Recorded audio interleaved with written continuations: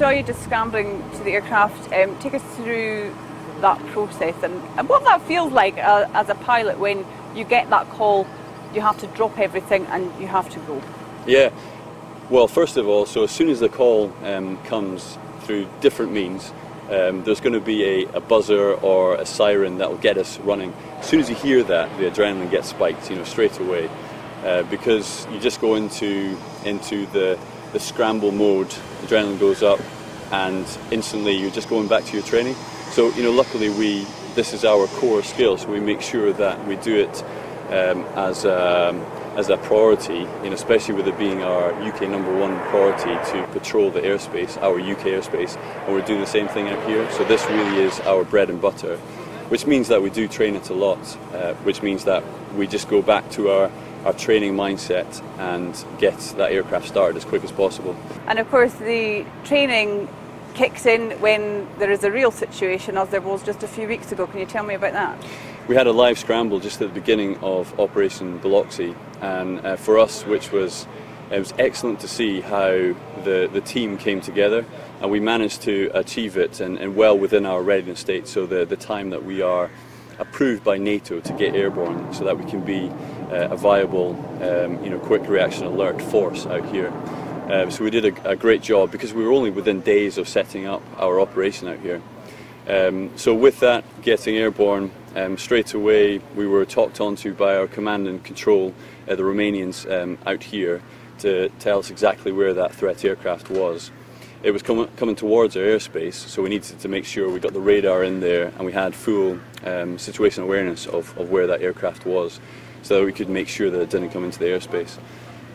So it didn't, and we were there on a combat air patrol, and it really was an excellent mission, and it showed that we managed to set up our force, our QRA here, excellently, and it was all down to the team. So I'm really chuffed. As well as going fast in the air, when you're back on the ground you go fast too, because you've had a fantastic career as a skier as well. Yeah, one thing I got absolutely into when I was 9 years old really was ski racing. I got in this incredible position where I was able to, or I was given a sabbatical by the Royal Air Force to compete in the British ski team, so full time until the 2006 Olympics, and I managed to qualify for the 2006 Olympics in Turin, in Sestria. That was getting to the pinnacle of things, but you did have some hurdles as well, didn't you? And terrible, potentially career-ending hurdles with the skiing, didn't you? Yeah, so it was quite a time for me when I actually qualified with the best ever results that I'd had in my ski racing career, and I had that and followed it up with a couple of extra results which secured my place in the Olympics.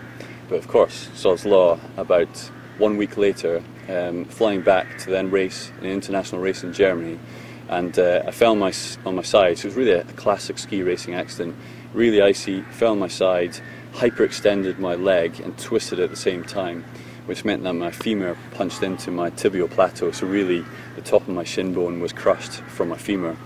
So when the surgeon went in to do an arthroscopy to figure out what was wrong, he found the damage and had to actually take bone from my pelvis and really use a scaffolding technique on my leg to rebuild it using 9 titanium pins and a plate as well. So the plate's about half the size of my shin bone. And then after that, he told me that I probably wouldn't be able to ski race again. And obviously I lost my medical category to be able to become a pilot as well at the same time, due to the severity of the injury. So I was pretty distraught at that time and very upset. But I remember clearly just having one more thing, the only thing I could do was get better, get back on skis and try and qualify for the Olympics, hoping that I'd get my medical category back again to become a pilot if I managed to prove to them that I could actually use this thing fully. I know you're a huge advocate for discussing issues surrounding mental health, both personally, and looking at the wider situation as well, because you've had a lot of incredibly difficult situations to deal with on a personal level, haven't you, as well? The one thing that's very close to my heart, and why I'm a huge advocate of campaigning for mental health and fighting that stigma, is because I lost my mother to suicide back in 2010. And with that, I never ever thought that she would take her own life. Not something that ever crossed my mind or my sister's minds. And after that, I've just made it my life's mission to enable people to look at mental health in a different way. I'm not saying that people have to be as public as I have, but they just need to be able to ensure they have someone to talk to. They know where to go, they don't bottle things up. Because in my mind, that's what happens. I think maybe that's what happened with my mum, and I want to ensure that that isn't going to happen to anyone else. And I encourage it on the squadron. Like you say, we are in a stressful job. We are put in situations where we try and result and just rely on our training, which helps. But it's when things get flexed and we have to deal with those, we need to make sure we make the right decisions. But we've also got to talk about those decisions. We need to talk more about our low experiences, when we get affected by things emotionally, things that affect our mental health because of the stress and because of the jobs that we have to do. Then we need to make sure we air both the good times and the bad times and are comfortable to talk about them. Roger Cruikshank, thank you for joining us on Scotland Tonight. Thanks very much for having me.